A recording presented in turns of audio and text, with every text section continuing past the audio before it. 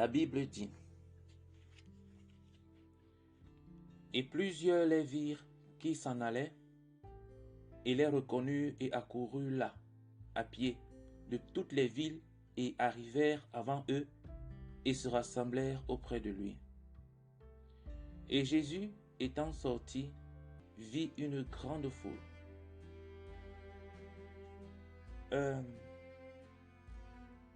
La deuxième composante de la compassion,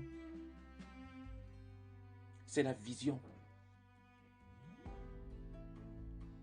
C'est la vision, c'est ce que tu vois, comment tu vois les choses. Il y avait tout autour la foule. Le Seigneur Jésus les vit. Il vit les gens. Il vit une grande foule. Le Seigneur Jésus les a vus parce que ses yeux étaient ouverts. Il les a vus, il a eu compassion d'eux. Pourquoi? Parce que il les a vus tels que Dieu les voyait. La vision, c'est voir tel que Dieu voit. Quand tu parviens à voir tel que Dieu voit, tu vas éprouver de la compassion. Parce que tu es ce que tu vois et tu vois ce que tu es. Il les vit tels qu'ils étaient et il les vit tels qu'ils deviendraient si rien n'était fait pour eux. Et il les vit tels qu'ils deviendraient s'ils se donnaient à eux. Donc quand tu vois avec les yeux de Dieu, quand tu vois les hommes avec les yeux de Dieu, tu les verras d'abord l'homme en tant que l'image faite à l'image, dans la ressemblance de Dieu. Tu verras l'homme qu'ouvrier de Dieu, capable de travailler, d'œuvrer avec Dieu, représentant de Dieu sur la terre. Tu verras l'homme déchu, détruit par le péché. Tu verras l'homme allant en enfer, perdu. Et tu verras l'homme sauvé par la foi au Seigneur Jésus-Christ, la repentance de ses péchés et la foi au Seigneur Jésus-Christ. Et tu verras l'homme se développant, grandissant dans sa relation avec Jésus-Christ. Devenant un couvrier de Dieu, un instrument puissant entre ses mains pour le salut des autres. Quand tu as les yeux de Dieu, voilà comment tu vois l'homme. Tu ne vois pas l'homme selon la façon dont tu es traité personnellement. Tu ne vois pas l'homme selon tes faiblesses à toi. Tu ne vois pas l'homme selon tes pensées, selon tes propres désirs, selon tes propres ambitions. Non. Tu vois l'homme avec les yeux de Dieu. Tu vois les situations de la vie avec les yeux de Dieu. Voilà la deuxième composante de la compassion. La vision. Comment est-ce que tu vois le monde? Comment est-ce que tu vois les gens? Quand quelqu'un t'insulte, te traite mal, ça génère quoi en toi? Est-ce que ça génère de la pitié, de la compassion, ou ça génère de la haine, de la rancune, de la colère? Comment est-ce que tu vois les choses? La personne qui voit ne va pas juger les gens selon qu'ils soient noirs ou blancs, qu'ils soient riches ou pauvres, qu'ils soient éduqués ou illettrés. Non. Quand tu as les yeux qui voient comme Dieu voit, quand tu verras une personne, la première chose qui va frapper, ou alors la chose fondamentale qui va te frapper, tôt ou tard, tu te demanderas, est-ce qu'il est sauvé ou est-ce qu'il est perdu? Que cette personne soit riche ou pauvre, que cette personne soit puissante dans le monde ou impuissante, que cette personne soit dans la grande classe de la société ou dans la sous-classe de la société, que cette personne soit célèbre ou pas, que cette personne soit quelle qu'elle soit, tu te demanderas premièrement, est-ce qu'elle est sauvée? Est-ce qu'elle est sauvée? Est-ce que cet homme, est-ce que cette femme est sauvée?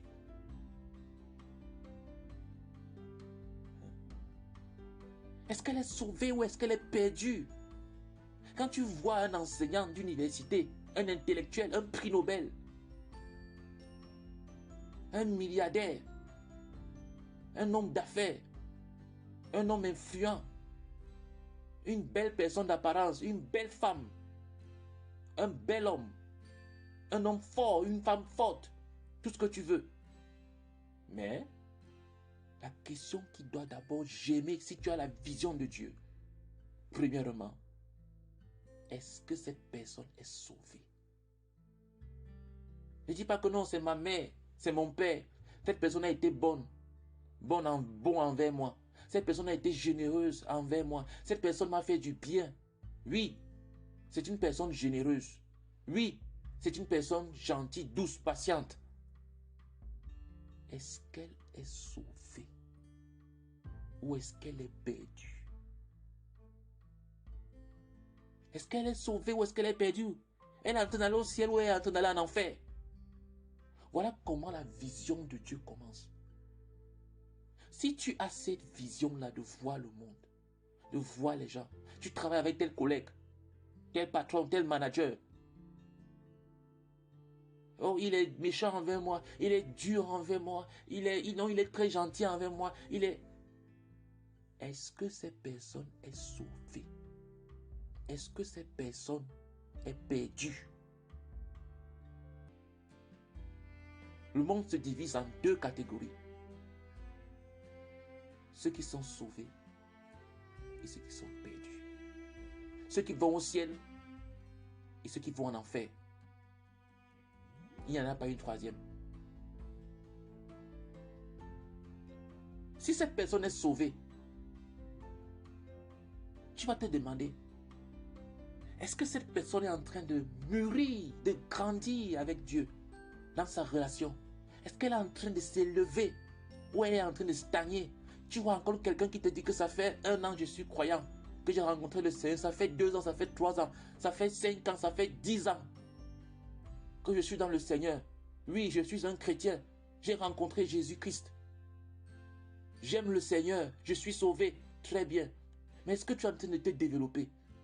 Parce que la présence de la vie, c'est la croissance. Lorsque la vie cesse de grandir, c'est ce qu'on appelle la mort. Elle commence à revenir à la poussière. Si quelqu'un dit qu'il a la vie, parce que nous savons que ceux qui n'ont pas Jésus-Christ, ils sont morts, séparés de Dieu. Alors quelqu'un dit qu'il est chrétien, qu'il est croyant, qu'il a reçu Jésus-Christ, donc il a la vie en lui. Nous devons voir la croissance. Nous devons voir le développement. Il doit grandir, il doit s'élever.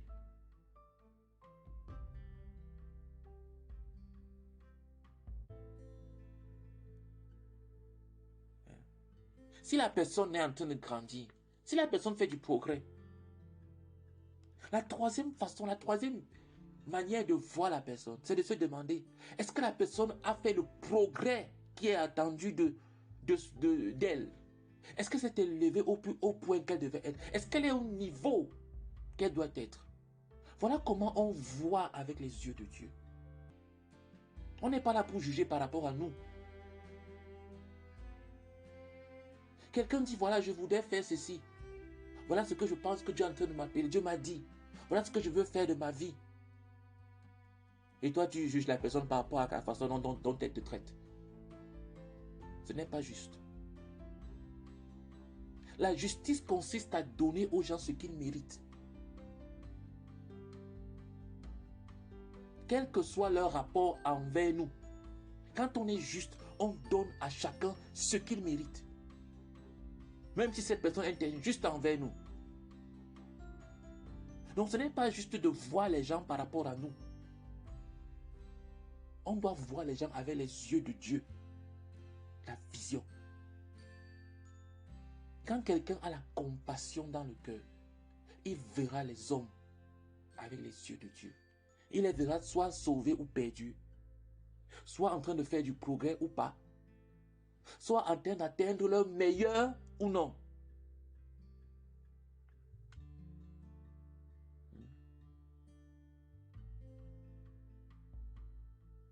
Mais ça commence d'abord avec une personne. Tu commences d'abord par voir une personne. À développer la vision avec une personne. Et puis tu fais du progrès dans ta relation avec Dieu. Et puis davantage, Dieu t'ouvre les yeux pour que tu commences à voir maintenant avec les yeux de Dieu un groupe, une grande foule de gens. Dieu t'ouvre les yeux d'abord pour que tu puisses voir une personne telle qu'il voit cette personne-là. Quand tu te donnes la compassion dans le cœur, il fait en sorte que tu vois telle personne comme il voit. La personne pourrait être méprisante, difficile, dure envers toi. Mais quand tu vas t'ouvrir les yeux et que tu vas voir la vision de Dieu pour cette personne-là, ce que cette personne est censée être et devenir pour Dieu, et que tu coopères avec Dieu, tu feras du progrès. Et puis Dieu te montrera maintenant des gens en groupe. Ce que telle personne, ces gens-ci, ce qu'ils doivent devenir pour Dieu. Ce que ces disciples, cette église doit devenir pour Dieu. Et quand tu vas grandir et coopérer avec Dieu, il va t'ouvrir les yeux pour que tu vois, pour que cette église locale, cette communauté, ces frères, ces disciples qui t'a donné, ce groupe que tu diriges, cette ville dans laquelle tu vis, ce bâtiment, cette entreprise où tu travailles, cette université où tu fréquentes, cette famille d'où tu viens, Dieu te montrera comment est-ce qu'il les voit. Tes parents, qu'est-ce que Dieu, comment Dieu regarde tes parents? Comment Dieu voit ta famille? Est-ce que tu regardes ta famille avec les yeux de Dieu ou bien avec tes yeux à toi?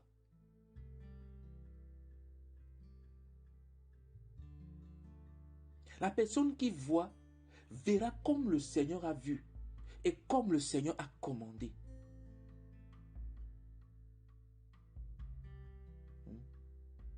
Et c'est progressif.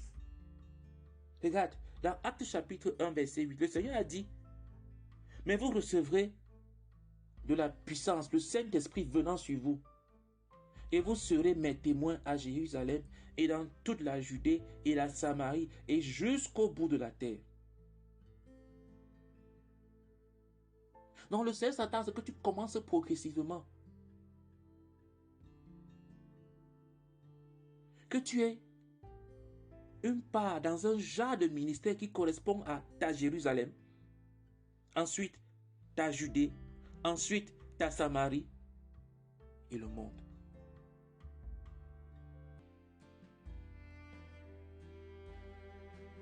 Donc tu dois établir quel est ton point de départ. Quelle est ta Jérusalem? Qu'est-ce que tu vois d'abord autour de toi? Les gens veulent embrasser le monde, alors qu'ils ne voient même pas ce qui est autour d'eux. Tu vis avec des gens. Est-ce que tu t'as ouvert les yeux sur ceux que tu côtoies tous les jours?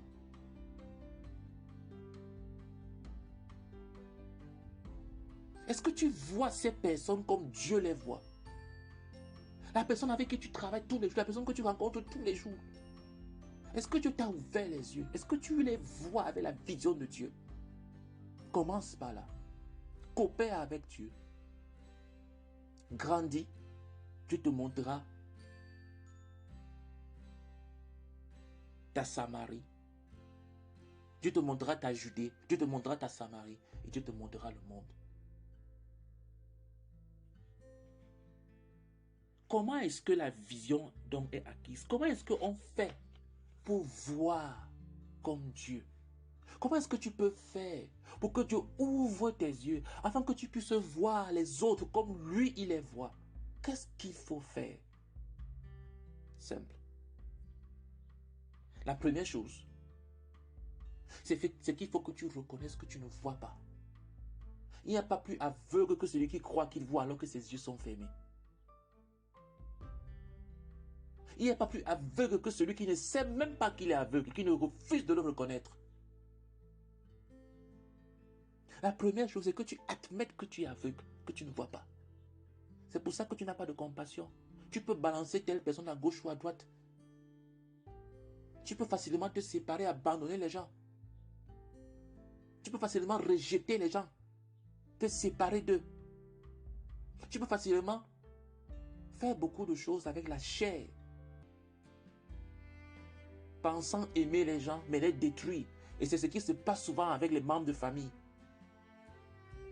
Parce qu'il y a de l'amour charnel et pas de l'amour spirituel. Pour aimer, il faut d'abord apprendre à se séparer. On ne peut pas réellement aimer ce dont on n'a pas appris à se séparer. Donc, la première chose à faire pour voir les hommes tels que Dieu les voit, c'est d'abord reconnaître que tu es aveugle. La deuxième chose, demande à Dieu de te donner son collier pour nettoyer tes yeux, afin que tu puisses voir. Va lire Apocalypse chapitre 3, verset 18. Dieu dit, demande, viens acheter du collier de moi, pour que tu puisses voir, pour que tes yeux s'ouvrent. Demande à Dieu. Dieu est disposé, Dieu lui-même t'invite à venir lui demander. Quand le Seigneur oint les yeux d'une personne, cette personne la voit. Ce n'est pas, elle ne devine pas. Ce n'est pas quelque chose que tu fais un effort, non. Quand Dieu te met son collier dans les yeux, tu vas voir les hommes. Un homme pourra cracher sur toi, un homme pourra t'insulter, un homme pourra faire tout le mal qu'il puisse faire. Je t'assure, tu auras de la compassion pour lui, tu ne vas pas le haïr. Pourquoi? Parce que Dieu aura ouvert tes yeux sur lui. La raison pour laquelle nous avons de la haine, de la rancune, de la rancœur, de la colère, de la méchanceté envers les autres, c'est parce qu'on ne les voit pas comme Dieu les voit. On se demande pourquoi est-ce que Dieu n'a pas détruit le monde rapidement. Pourquoi est-ce que Dieu ne détruit pas une fois le péché, une fois tout. Parce que Dieu ne voit pas le monde comme nous voyons. Telle personne te fait du mal. Tu te demandes, mais vraiment, Seigneur, tu ne vois pas? Seigneur, pourquoi tu n'agis pas? Seigneur, pourquoi tu ne viens pas me défendre? Seigneur, pourquoi est-ce que tu ne juges pas telle chose? Tu peux prêcher l'évangile à quelqu'un, il te répond mal. Tu l'envoies en enfer. Tu dis, ah vraiment, cet homme-ci là, à cause du mal qu'il a fait, il mérite d'aller en enfer. Parce que tu ne vois pas comme Dieu voit. Non. Tu ne vois pas comme Dieu voit. Tu ne vois pas comme Dieu voit. Lorsque Dieu va mettre son collier dans tes yeux, tu vas voir. Et à ce moment-là, tu seras différent. Parce qu'un homme est ce qu'il voit. Quand tu verras comme Dieu, tu seras différent. Tu vas agir différemment. Ce ne sera pas un effort intérieur. Tu ne vas pas chercher à te contenir, à serrer les dents pour ne pas exploser. Non, non, non, non, non. Tu vas juste te voir comme Dieu voit.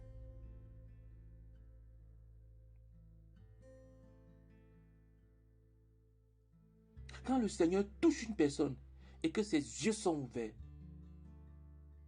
elle va voir la tragédie d'une vie qui n'est pas sauvée. Elle ne va pas juger les hommes selon qu'ils sont généreux, bons envers elle ou pas. Non. Elle verra les hommes perdus, allant en enfer. Pourquoi? Parce que Dieu aura mis son collier dans ses yeux, afin qu'elle puisse voir.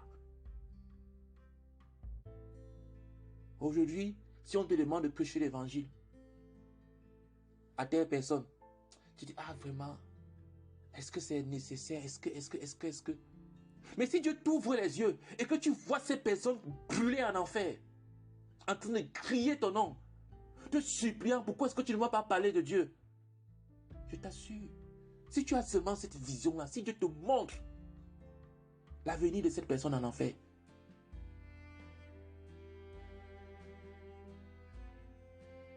tu agiras différemment parce que tu auras vu. Si Dieu te montre l'avenir de tel frère non consacré qui vit dans le désordre, dans la régression, et qui pour toi n'est pas un sujet urgent, qui pour toi vraiment c'est un frère qui dérange ou une soeur qui dérange. Si Dieu te montre ce que ce frère serait devenu, si tu avais juste un peu payé le prix pour lui, si tu avais juste manifesté un peu plus d'amour, je t'assure, tu vas agir différemment. Parce que tu auras vu comme Dieu. Dieu recherche les gens qui voient comme lui. Dieu veut des gens qui voient comme lui.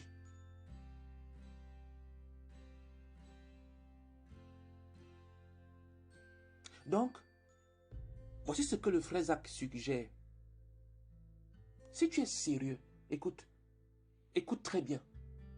Si tu es sérieux à propos de la vision, si tu veux vraiment voir comme Dieu, si tu veux grandir dans ce processus, retire-toi un moment, retire-toi. Va dans un endroit calme, seul, et demande à Dieu. Et fais cette simple prière. Seigneur,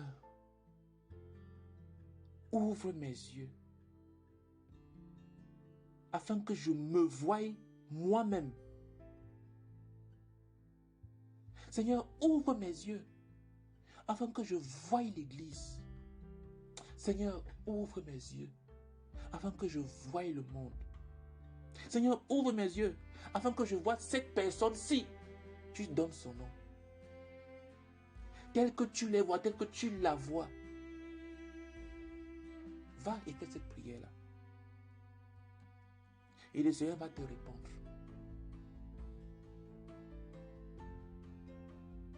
Et après que le Seigneur t'aura répondu, quand Dieu va ouvrir tes yeux et que tu vas commencer à voir le monde d'une certaine manière, fais attention. Tu dois te séparer de toute autre vision. La vision de Dieu est exclusive. Tu ne peux pas voir comme Dieu et voir comme toi-même tu voyais, ou bien voir comme telle autre personne voit. Non. La vision de Dieu est exclusive. Elle exclut toute autre vision. Tu ne peux pas voir comme Dieu et partager cette vision avec une autre façon de voir. Ou tu vois comme Dieu, ou tu ne vois pas comme Dieu. Donc, tu devras te séparer de toute autre chose, toute autre manière de voir. Si tu veux voir comme tel homme, comme tel pasteur, comme tel dirigeant, comme tel enseignement, comme tel ceci, comme tel cela, comme telle méthodologie, ou bien comme toi-même, tu ne verras jamais comme Dieu. Jamais. Tu dois te séparer.